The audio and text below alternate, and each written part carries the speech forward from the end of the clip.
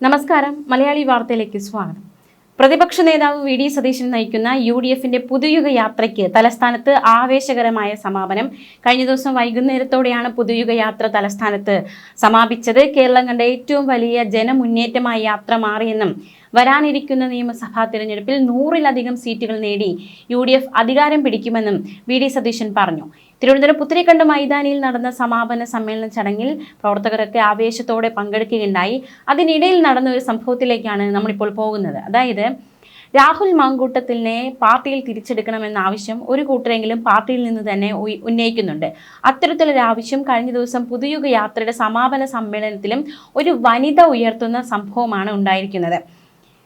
അതായത് ഈ പുതുയുഗ യാത്രയുടെ സമാപന സമ്മേളനത്തിൽ ഒരു വനിതാ കോൺഗ്രസ് പ്രവർത്തക പോസ്റ്ററിൽ, അതായത് രാഹുൽ മാങ്കൂട്ടത്തിലിനെ പാർട്ടിയിൽ തിരിച്ചെടുക്കണം എന്ന തരത്തിൽ എഴുതിയ പോസ്റ്റർ ഉയർത്തിപ്പിടിച്ച് നിൽക്കുന്നത് ഒരു കൗതുക കാഴ്ചയായി മാറി.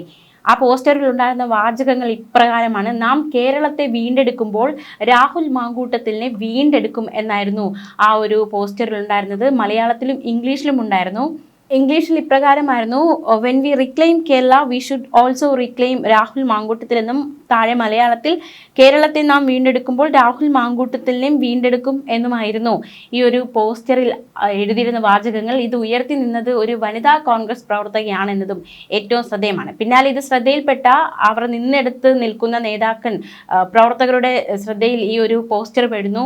പിന്നാലെ തന്നെ ഒരു നേതാവ് അദ്ദേഹം അത് മാറ്റൂ, അത് താഴ്ത്തി വയ്ക്കൂ എന്നൊരു ആവശ്യം ആ വനിതാ പ്രവർത്തകയോട് ഉന്നയിക്കുകയുണ്ടായി.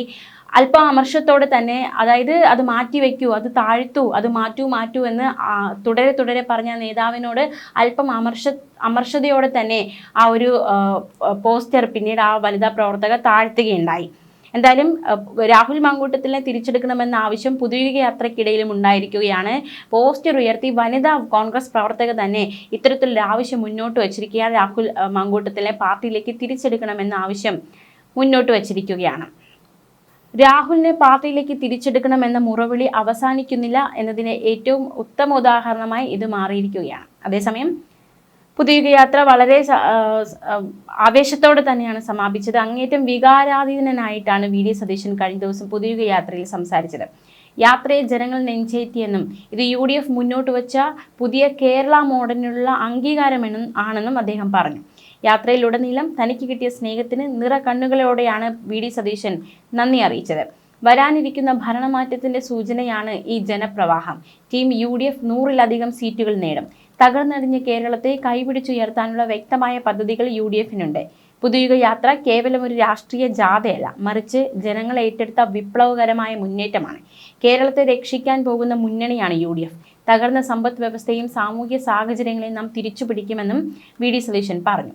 UDFന്റെ ഐക്യവും ജനപിന്തുണയും തെളിയിക്കുന്നതായിരുന്നു തിരുവനന്തപുരത്തെ സമാപന സമ്മേളന ചടങ്ങെന്ന് എല്ലാ നേതാക്കന്മാരും ഒരേ സ്വരത്തിൽ പറയുകയാണ്. പ്രമുഖ UDF നേതാക്കൾ വൻ ജനസഞ്ചയം അടക്കമാണ് ചടങ്ങിൽ പങ്കെടുത്തത്. പുതുയുഗ യാത്രയുടെ സമാപന വേദിയിൽ കേന്ദ്ര സംസ്ഥാന സർക്കാരുകളെയും മുഖ്യമന്ത്രി പിണറായി വിജയനെയും കടന്നാക്രമിക്കുകയുണ്ടായി നേതാക്കൾ. കഴിവും പ്രാപ്തിയുമില്ലാത്ത മുഖ്യമന്ത്രിയാണ് പിണറായി വിജയനെന്നും തന്റെ നാട്ടുകാരനാണ് പിണറായി വിജയനെന്ന് പറയാൻ തനിക്ക് ലജ്ജയുണ്ടെന്നും കെ സുധാകരൻ.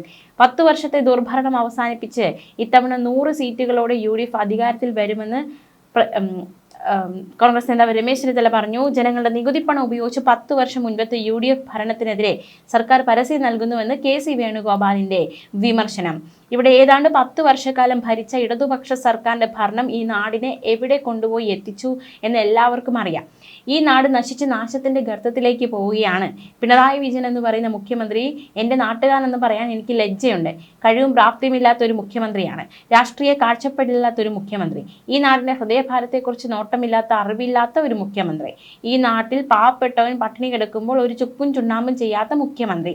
അത് എൻ്റെ നാട്ടുകാരനാണെന്ന് പറയാൻ എനിക്ക് ലജ്ജയുണ്ട് എന്നാണ് കെ സുധാകരൻ പറഞ്ഞത്. ഈ നാട് മുടിച്ചൊരു ഭരണമാണ് കേരളത്തിലുള്ളതെന്ന് രമേശ് ചെന്നിത്തലയും വിമർശിച്ചു. സാധാരണക്കാരന്റെ ജീവിതം അനുദിനം ദുസ്സഹമാക്കുന്ന ഒരു സർക്കാർ, ചെറുപ്പക്കാർക്ക് തൊഴിൽ കൊടുക്കാത്തൊരു സർക്കാർ, സ്ത്രീകളുടെ സുരക്ഷിതത്വം ഉറപ്പുവരുത്താൻ കഴിയാത്തൊരു സർക്കാർ. ഈ സർക്കാരിനെതിരെയുള്ള പോരാട്ടമാണ് നമ്മൾ നടത്തുന്നത്. കോടിക്കണക്കിന് രൂപ കേരളത്തിന്റെ ഖജനാവിൽ നിന്ന് ചെലവഴിച്ചുകൊണ്ട് പരസ്യം കൊടുക്കുകയാണ്.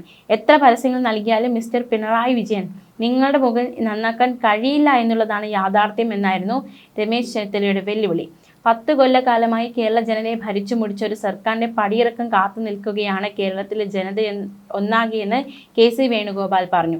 പ്രധാനമന്ത്രി നരേന്ദ്രമോദിയെ ട്രംപ് നിയന്ത്രിക്കുന്നത് പോലെയാണ് മുഖ്യമന്ത്രി പിണറായി വിജയനെ മോദി നിയന്ത്രിക്കുന്നതെന്ന് രാഹുൽ ഗാന്ധി പറഞ്ഞു. കേരളത്തിൽ CPM-ഉം BJP-യും ശത്രുക്കളല്ല, BJP ആണ് CJP ആണെന്നും രാഹുൽ ഗാന്ധി ആരോപിച്ചു. നിയമസഭാ തെരഞ്ഞെടുപ്പിൽ വോട്ട് ഉറപ്പിക്കാൻ ക്ഷേമ പെൻഷൻ വർധന ഉൾപ്പെടെ 5 വാഗ്ദാനമാണ് UDF നൽകിയത്. സഞ്ജു സാംസണെ പ്രശംസിച്ചുകൊണ്ടായിരുന്നു രാഹുൽ ഗാന്ധി തന്റെ പ്രസംഗം തുടങ്ങിയത്. പശ്ചിമേഷ്യൻ സംഘർഷത്തെ എടുത്തു പറഞ്ഞ അദ്ദേഹം പ്രധാനമന്ത്രി നരേന്ദ്രമോദി രാജ്യത്തെ വഞ്ചിച്ചുവെന്നും കേരളത്തിൽ CPM BJP കൂട്ടുകെട്ടാണെന്നും വിമർശിച്ചു. ഗൾഫിലുള്ളവർ ആശങ്കാകുലരാണ്. അസ്ഥിരവും അപകടകരവുമായ ആഗോള സാഹചര്യമാണ് നിലവിലുള്ളത്. കൂടുതൽ കരുതൽ വേണം. US-ഉമായി കരാർ ഒപ്പിട്ടതോടെ മോദി രാജ്യത്തെ വഞ്ചിച്ചിരിക്കുകയാണ്. മോദി അല്ലാതെ ഒരു പ്രധാനമന്ത്രിയും ഇന്ത്യയുടെ കാർഷിക രംഗം അമേരിക്കയ്ക്ക് തുറന്നു കൊടുത്തിട്ടില്ല. കാർഷിക രംഗത്തെ തകർക്കുന്ന നടപടിയാണിത്. കരാർ ഊർജ്ജ സുരക്ഷ ഇല്ലാതാക്കും. അമേരിക്ക പറയുന്നവരിൽ നിന്ന് എണ്ണ വാങ്ങുമെന്ന് മോദി ട്രംപിന് വാക്കുകൊടുത്തു. സാധാരണ സാഹചര്യത്തിൽ മോദി ഇങ്ങനെ ചെയ്യില്ല. വിട്ടുവീഴ്ചകൾക്ക് നിർബന്ധിതനാകുകയാണ് പ്രധാനമന്ത്രി. ഇതിന് കാരണം എപ്സ്റ്റീൻ ഫയലുകളാണെന്നും രാഹുൽ ഗാന്ധി കുറ്റപ്പെടുത്തി. പ്രസംഗത്തിൽ ശബരിമല സ്വർണ്ണക്കൊള്ളയെ രാഹുൽ ഗാന്ധി എടുത്തു പറഞ്ഞു. CPM നേതാക്കൾ ജയിലിലായെന്നും UDF അധികാരത്തിൽ വരുമ്പോൾ ശക്തമായ നടപടി ഇക്കാര്യത്തിൽ ഉണ്ടാകുമെന്നും അദ്ദേഹം പറഞ്ഞു. കോൺഗ്രസ് നേതാക്കൾക്ക് ഉപദേശം നൽകിക്കൊണ്ടാണ് രാഹുൽ തന്റെ പ്രസംഗം അവസാനിപ്പിച്ചത്. കേരളത്തിലെ ജനങ്ങളുടെ ഉപദേശമാണിതെന്നും UDF നേതാക്കൾ ഒരുമിച്ച് കൈകോർക്കണമെന്നും രാഹുൽ ഗാന്ധി പറഞ്ഞു. തന്റെ ജീവിതത്തിലെ പ്രതിസന്ധി ഘട്ടത്തിൽ ഒപ്പം നിന്നത് കേരളീയരാണെന്നും കേരളത്തോട് കടപ്പെട്ടിരിക്കുന്നുവെന്നും അദ്ദേഹം പറഞ്ഞു. ഐക്യം വേണമെന്ന് നേതാക്കളോട് ആവർത്തിച്ചു പറയുകയുണ്ടായി രാഹുൽ ഗാന്ധി. പ്രധാനമന്ത്രിയുടെ സുഹൃത്ത് അനിൽ അംബാനി, ഹർദീപ് പുരി എന്നിവരുടെ പേരുകൾ എപ്സ്റ്റീൻ ഫയലുകളിലുണ്ട്. എപ്സ്റ്റീൻ ഫയലുകൾ പുറത്തു വരുമോ എന്നാണ് മോദിക്ക് പേടി. മോദിയെ നിയന്ത്രിക്കുന്നത് ട്രംപ് ആണ്. അതുപോലെ കേരള മുഖ്യമന്ത്രി പിണറായി വിജയനെ മോദി നിയന്ത്രിക്കുന്നു. പിണറായിക്കെതിരെ എന്തുകൊണ്ട് ED അനങ്ങുന്നില്ല? തന്നെ ചോദ്യം ചെയ്തത് മണിക്കൂറുകളാണ്. കേരളത്തിൽ CJP ആണുള്ളത്. CPM BJP കൂട്ടുകെട്ടാണ്. CPM-ഉം BJP-യും UDF-നെ തോൽപ്പിക്കാൻ കൈകോർക്കുകയാണ്. എന്ത് കമ്മ്യൂണിസ്റ്റ് സ്വഭാവമാണ് സർക്കാരിനുള്ളത്? തൊഴിലാളി താല്പര്യം ഈ സർക്കാർ സംരക്ഷിക്കുന്നില്ല. സർക്കാരിന് കോർപ്പറേറ്റ് സ്വഭാവമാണുള്ളതെന്നും കോർപ്പറേറ്റ് പാർട്ടി ഓഫ് ഇന്ത്യ എന്ന് പേര് മാറ്റണമെന്നും രാഹുൽ ഗാന്ധി വിമർശിച്ചു.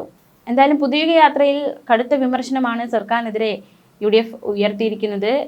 UDF നേതാക്കൾ ഒന്നടങ്കം സർക്കാരിനെതിരെ കനത്ത വിമർശനം ഉന്നയിക്കുകയുണ്ടായി. അതേസമയം ഈ പുതുയുഗ യാത്ര സമാപന ചടങ്ങിൽ വലിയ രീതിയിലുള്ള ആവേശകരമായിരുന്നു. നേതാക്കളൊക്കെ പങ്കെടുക്കുകയുണ്ടായി. അണികളൊക്കെ ആവേശത്തോടെ അണിചേരുന്ന സാഹചര്യമുണ്ടായി. ഒടുവിൽ പുതുയുഗ യാത്ര സമാപിച്ചിരിക്കുകയാണ്. എന്തായാലും അതിനിടയിലാണ് രാഹുൽ മങ്കൂട്ടത്തിലിനെ പാർട്ടിയിലേക്ക് തിരിച്ചെടുക്കണമെന്ന ആവശ്യം ഇതിനിടയിൽ കൂടി ഒരു വനിതാ കോൺഗ്രസ് പ്രവർത്തക മുന്നോട്ട് വയ്ക്കുന്ന സാഹചര്യമുണ്ടായത്. ഒരു വനിത തന്നെ അത് ആഗ്രഹിക്കുന്നു. രാഹുൽ മങ്കൂട്ടത്തിലിനെ പാർട്ടിയിലേക്ക് തിരിച്ചെടുക്കണമെന്നൊരു വനിതാ പ്രവർത്തക തന്നെ ആഗ്രഹിക്കുന്നു എന്നതാണ് ഏറ്റവും ശ്രദ്ധേയം.